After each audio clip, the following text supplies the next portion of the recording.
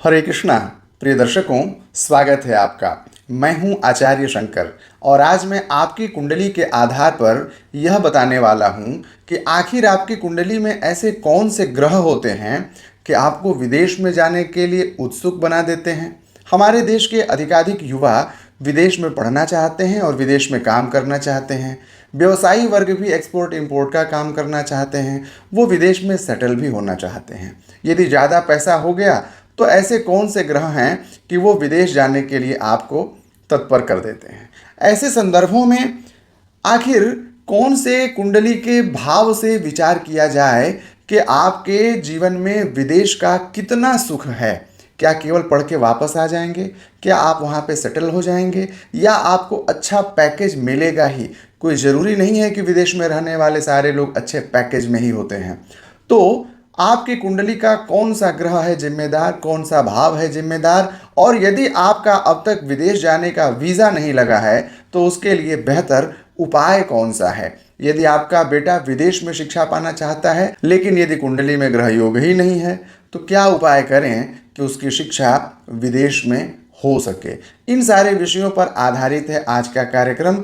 कार्यक्रम के अंत में यदि आपके जीवन में कोई समस्या आ रही है विदेश यात्रा को लेकर के, तो उन विषयों का भी एक बेहतर समाधान मैं आज के इस कार्यक्रम में आपको बतलाने वाला हूं। आइए कार्यक्रम की शुरुआत करते हैं।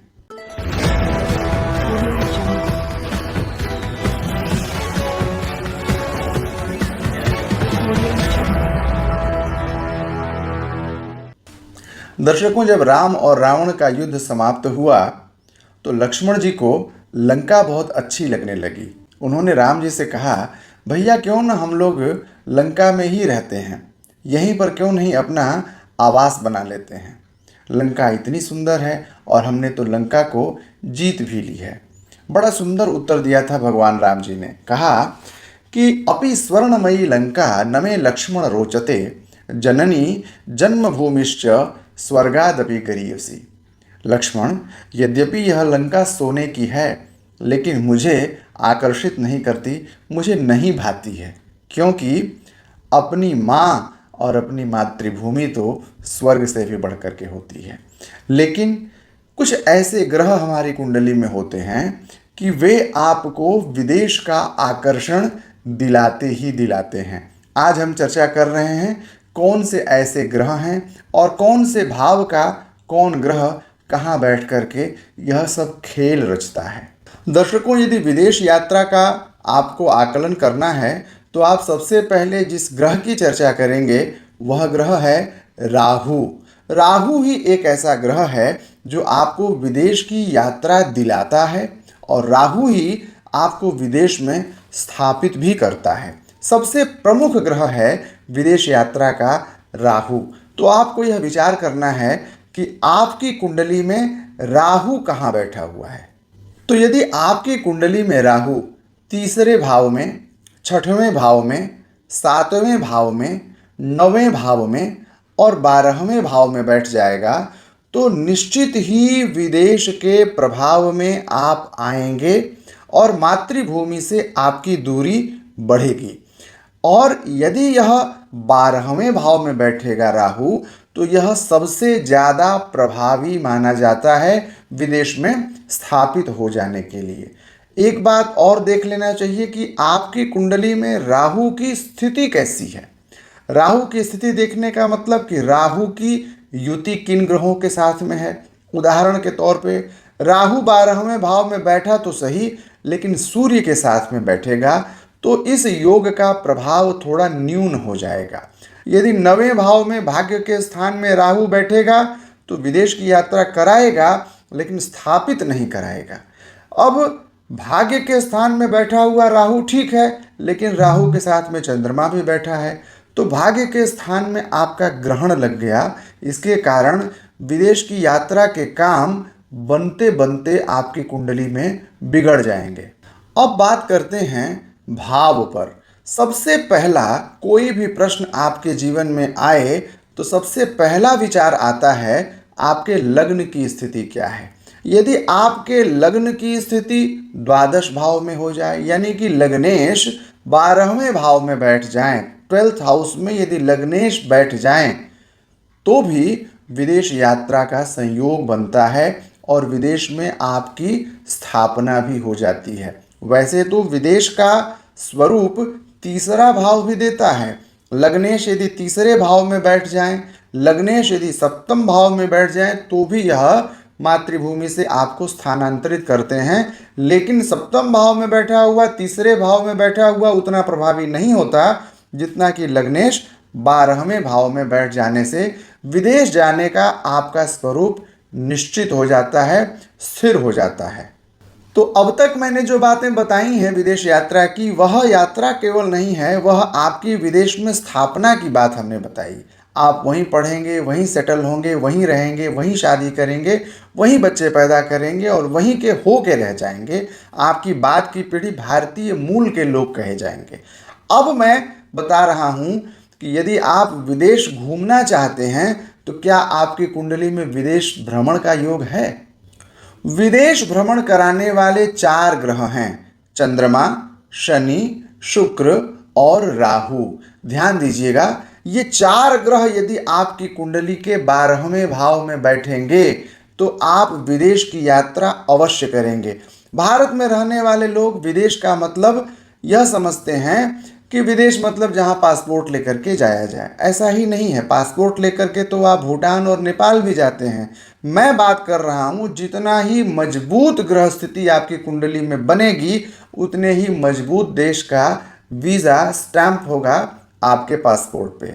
चंद्रमा, शनि, शुक्र और राहु, यदि ये ग्रह बली होकर के 12वें भाव में बैठ जाएं, मैंने कहा राहु यदि 12वें में बैठेगा तो यात्रा कराएगा ही कराएगा, साथ ही वह आपको वहां पर स्थापित भी करेगा। आप पढ़ने भी जा सकते हैं। यदि मान लीजिए कि आपके विद्या भाव का स्वामी है चंद्रमा और चंद्रमा बैठ गया 12वें भाव में और आपका जन्म शुक्ल पक्ष का है तो आपकी शिक्षा विदेश में होनी तय मानिए। सुनिश्चित है कि आप विदेश में पढ़ेंगे और बहुत अच्छी पढ़ाई करेंगे। जो लोग मैनेजमेंट की पढ़ाई, वकालत की पढ़ाई विदेश में करते हैं उनकी कुंडली में पंचमेश चंद्रमा द्वादश भाव में होता है, यह निश्चित है। चंद्रमा हमारी भावना का ग्रह है। चंद्रमा यदि 8वें घर में बैठ जाएगा या 12वें घर में बैठ जाएगा तो वह हमको हमारी मातृभूमि से भावनात्मक रूप से दूर कर देता है। तो यदि चंद्रमा 8वें घर में बैठ गया है या 12वें घर में बैठ गया है तो जातक बचपन से ही विदेश के आकर्षण में रहेगा। वह विदेश में रहना चाहेगा, विदेश में पढ़ना चाहेगा, विदेश में ही काम करना चाहेगा। तो यदि चंद्रमा आपकी कुंडली में 8वें घर में बैठा है और अकेले बैठा है या शुभ स्थिति में बैठा है, उच्च का होकर के बैठा है तो यह योग बनेगा।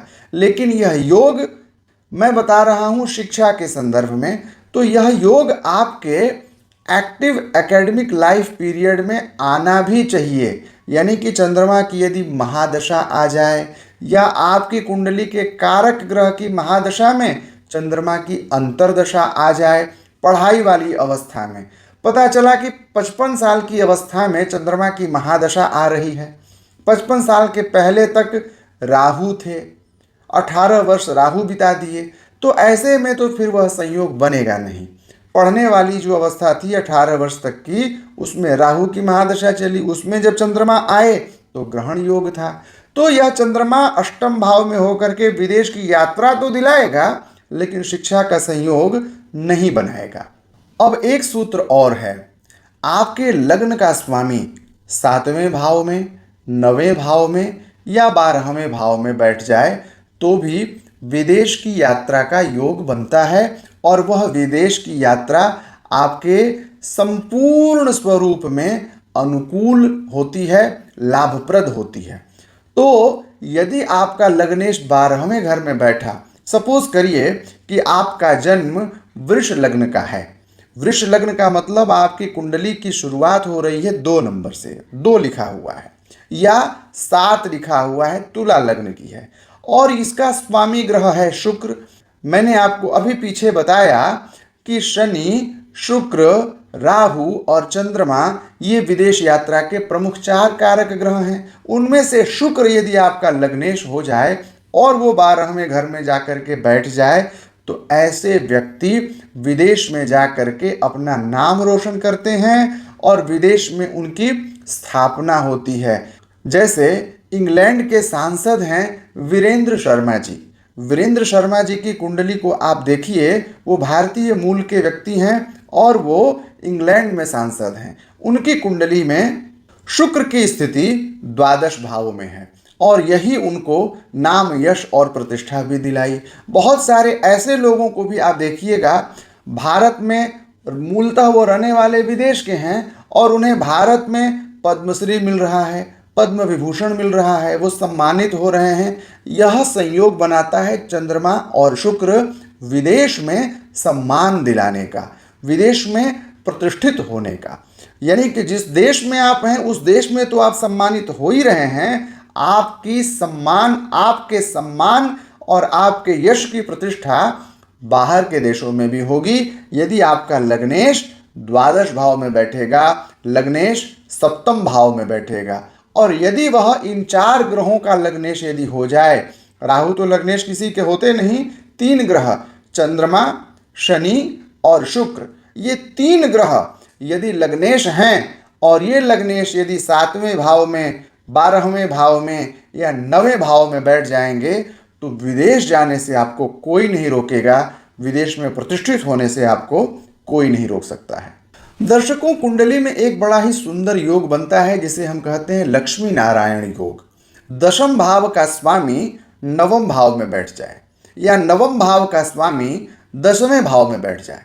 यदि आपकी कुंडली में लक्ष्मी नारायण योग बनेगा तो नाना प्रकार के प्रयत्नों से आपको धन की प्राप्ति होती है और यही लक्ष्मी नारायण योग आपको विदेशों से व्यापारिक संबंध बनाने का संयोग भी प्राप्त कराता है।